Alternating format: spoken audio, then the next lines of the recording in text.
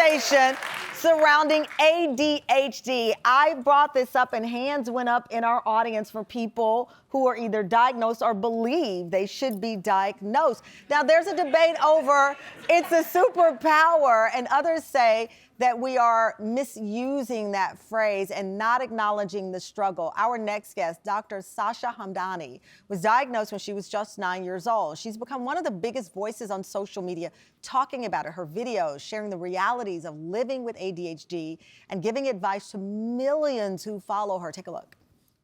You know what I hate when people say that ADHD is a superpower? It's like, I get what you're trying to do. But I feel like a superpower you should be able to control a little better. Like, what if your superpower was that you were able to fly? Except you can't control when you fly. So now you're just blasting off into the sky at the most inconvenient times when really you need to be on land. Because that doesn't seem like a superpower to me. She is a psychiatrist and ADHD specialist living with ADHD. Please welcome author of Self-Care for People with ADHD, Dr. Sasha Hamdani.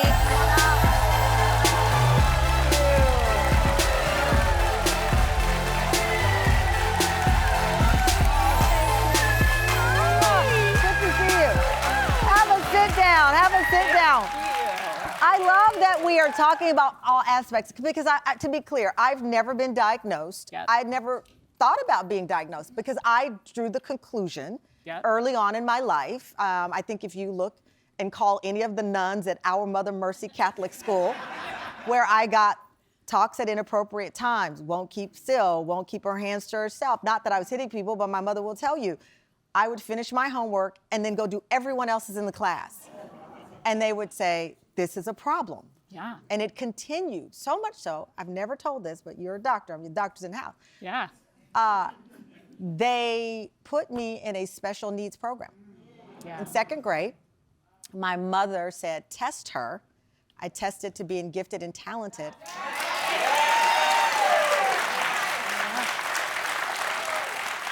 And it changed my life. Yeah. Had I not had a mom who advocated for me, Absolutely. I don't know where Tamron Hall would be.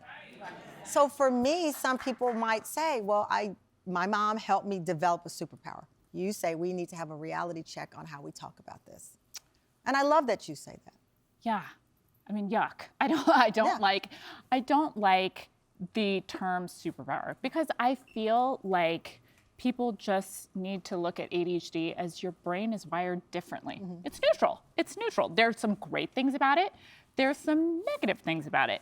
And so when you're reframing it as a superpower, it feels like this toxic positivity. Like everything should be rosy. You should be able to handle it. You should be grateful for this. When sometimes, especially experiences I've had, I felt like it was so limiting. So I felt like it made me less inclined to speak out and share what I was going through because I felt so stigmatized by that. Do you think that the label of it being a superpower is the society trying to correct what happened to kids for so many years of being made to feel like you are less than? And so you try to figure out a way to empower, just as with women, right? You've been told that you are less than, and then the curve correction becomes the empowering messages in hopes of balancing it out. I'm just throwing it out. Yeah. Well, that's a good reframe. That makes me less angry. I've been known to ease anger in people. You're good at it. But I love it. But I mean, listen, talk to me about the anger you feel when you hear people, because that comes from a very specific thing in your heart and in your life journey. I think it's because I feel like I was diagnosed when I was 9. At that time, there was so much stigma around ADHD that my parents weren't sure how to approach it. So they didn't do a whole lot in explaining ADHD to me. And so I was just kind of going along. I started medication, did really well. What did the medication, don't name the medicine, but tell me what that did to you physically. Well, first of all, I kind of thought it was a vitamin. So I was taking my vitamin. And my vitamin, all of a sudden, I could sit through class. I could pay attention to what was going on in the screen. I could engage with my peers in a way that I wasn't just like in their business or doing something else or like running around completing other people's homework. I was doing stuff like that all the time.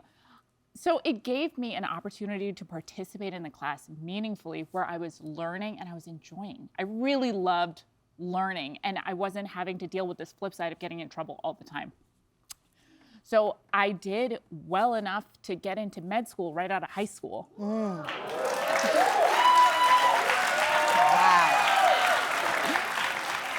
But then at that point, I was by myself for the first time. I didn't have that wonderful support system like you had with your mom. My parents weren't there with me. So everything kind of fell apart.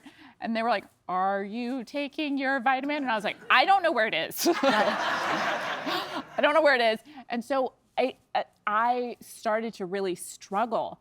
And I was getting those messages like, just do a to-do list. Just try harder. And I was like, I am working so much more than my peers are doing this, and I'm reading the same paragraph 100 times, and I can't absorb anything that's on this page. And so then, my dad actually pulled me from the program, and he was like, just learn about ADHD. Just focus on your brain. Don't worry about med school. Don't worry about this. Just learn. And for a week, we were in a library pulling articles, pulling books, and I was like, this sounds like me. And he's like, look at this amazing thing. And that's my opportunity. It was like a week of destigmatizing and feeling happy about having the support. That's the positive side. Coming up, I want to ask you about a very emotional social media post that you put up that caught a lot of attention. We're going to play it and talk about it after the break. Are y'all ready for the show? Join the Tamron Hall Show audience. Go to TamronHallShow.com. Welcome to the Tamron Hall Show.